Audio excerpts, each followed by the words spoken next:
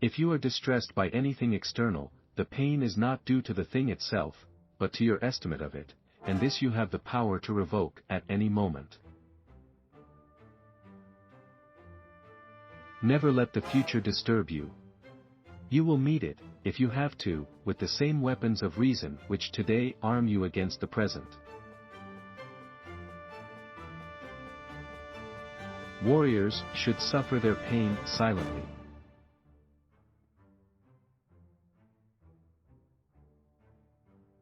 It is the power of the mind to be unconquerable.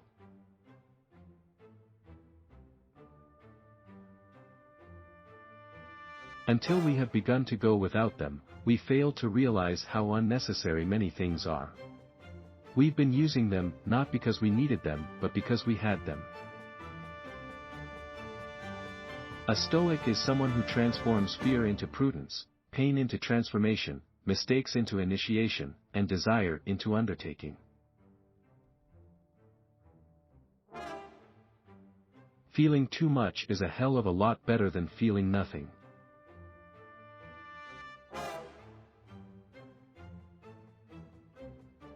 The things you think about determine the quality of your mind.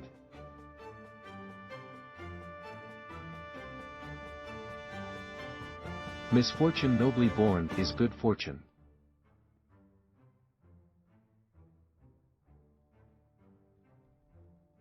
Regard a friend as loyal, and you will make him loyal.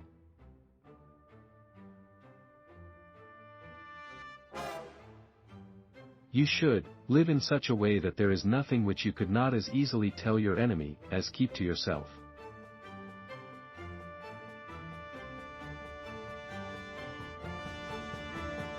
Nothing is burdensome if taken lightly, and nothing need arouse one's irritation so long as one doesn't make it bigger than it is by getting irritated.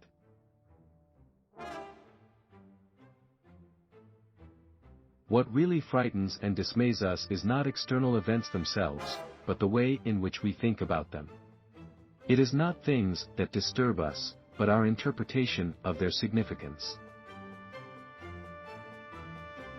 I hear my silence talked of in every lane. The suppression of a cry is itself a cry of pain.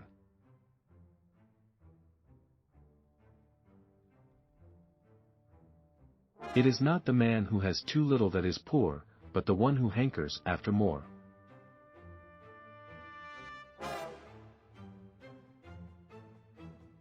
Nothing, to my way of thinking, is a better proof of a well-ordered mind than a man's ability to stop just where he is and pass some time in his own company. From the philosopher Catullus, never to be dismissive of a friend's accusation, even if it seems unreasonable, but to make every effort to restore the relationship to its normal condition. Remember two things: that everything has always been the same, and keeps recurring, and it makes no difference whether you see the same things recur in 100 years or 200, or in an infinite period. 2. That the longest lived and those who will die soonest lose the same thing. The present is all that they can give up, since that is all you have, and what you do not have you cannot lose. Stop wandering about. You aren't likely to read your own notebooks, or ancient histories, or the anthologies you've collected to enjoy in your old age. Get busy with life's purpose, toss aside empty hopes, get active in your own rescue if you care for yourself at all, and do it while you can.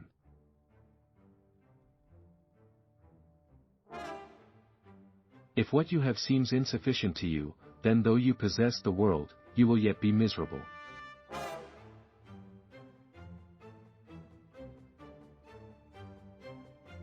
Today, I escaped anxiety. Or no, I discarded it, because it was within me, in my own perceptions, not outside. It is more necessary for the soul to be cured than the body, for it is better to die than to live badly.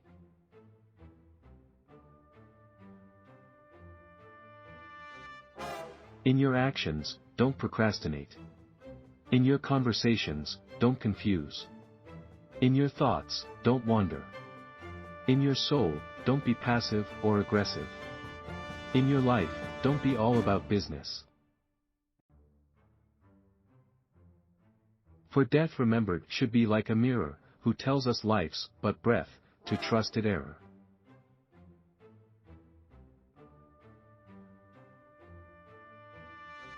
Thoroughly convinced of the impossibility of his own suit, a high resolve constrained him not to injure that of another. This is a lover's most stoical virtue, as the lack of it is a lover's most venial sin. Here is your great soul, the man who has given himself over to fate. On the other hand, that man is a weakling and a degenerate who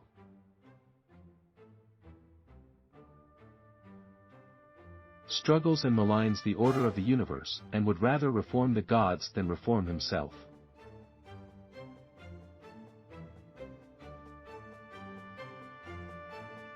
Philosophy does not promise to secure anything external for man, otherwise it would be admitting something that lies beyond its proper subject matter.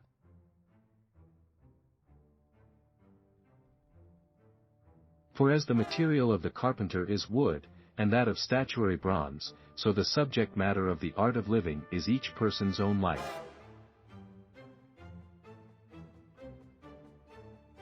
For in this case, we are not to give credit to the many, who say, that none ought to be educated but the free, but rather to the philosophers, who say, that the well-educated alone are free. The sun appears to pour itself down, and indeed its light pours in all direction, but the stream does not run out. This pouring is linear extension, that is why its beams are called rays, because they radiate in extended lines. You can see what a ray is if you observe the sun's light entering a dark room through a narrow opening. It extends in a straight line and impacts, so to speak, on any solid body in its path which blocks passage through the air on the other side. It settles there and does not slip off or fall.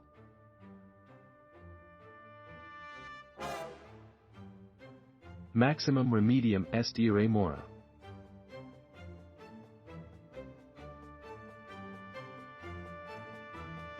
Show by a cheerful look that you don't need the help or comfort of others. Standing up, not propped up.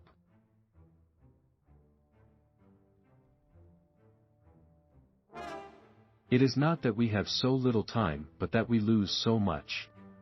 The life we receive is not short, but we make it so.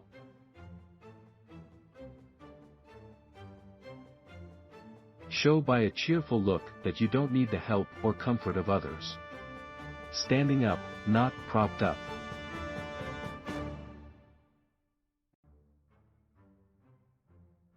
Be like a headland, the waves beat against it continuously, but it stands fast and around it the boiling water dies down.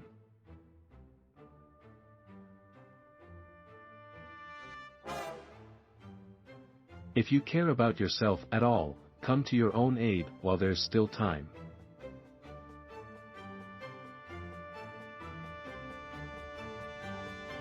Whoever then has knowledge of good things, would know how to love them, but how could one who cannot distinguish good things from evil and things indifferent from both have power to love?